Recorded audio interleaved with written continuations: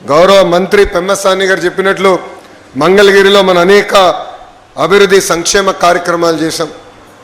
శ్మశానాలుగా దగ్గర నుంచి కమ్యూనిటీ భవనాలు కానివ్వండి, 100 పడకల హాస్పిటల్ కానివ్వండి, లక్ష్మీ నరసింహస్వామి గుడి కానివ్వండి, రైల్వే స్టేషన్ కానివ్వండి, ఇట్లా చెప్పుకుంటా పోతే అనేక అభివృద్ధి సంక్షేమ కార్యక్రమాలు ఈరోజు కూటమి ప్రభుత్వం కలిసికట్టుగా మీకోసం చేస్తాం జరిగింది.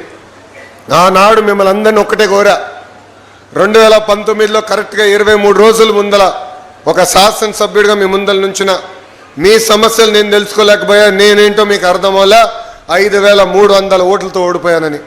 5 సంవత్సరాలు కష్టపడ్డా, చెమటోర్చా, మీ మనసు గెలుచుకున్నా. ఆనాడు ప్రజలందరిని ఒక్కటే కోరా, నేను ఏ మెజారిటీ అయితే ఓడిపోయానో దాని పక్కన ఒక 0 పెట్టి నన్ను గెలిపించండి, అది నాకు కొండంత బలం ఇస్తుందని. ఎవరు ఊహించిన విధంగా ఆంధ్ర రాష్ట్ర చరిత్రలో ఎప్పుడు జరిగిన విధంగా టాప్ 3 మెజారిటీతో మీరు నన్ను గెలిపించి శాసనసభకు పంపించారు. అదే నాకు కొండంత బలం. ఈరోజు నేను ఏ మంత్రి గారితో మాట్లాడినా, కేంద్రంలో గౌరవ ప్రధానమంత్రి గారు కానివ్వండి, రాష్ట్రంలో ఉప ముఖ్యమంత్రి పవన్తో కానీ ఎప్పుడు మాట్లాడినా, అనామ మంగళగిరి నియోజకవర్గాన్ని మీరు చేయాలి, 91,000 మెజార్టీతో నేను గెలిచాను, బాధ్యత మీ పైన కూడా ఉందని వాళ్ళతో నేను ఒత్తిడి తీసుకొచ్చి పనులు చేపిస్తాం జరిగింది.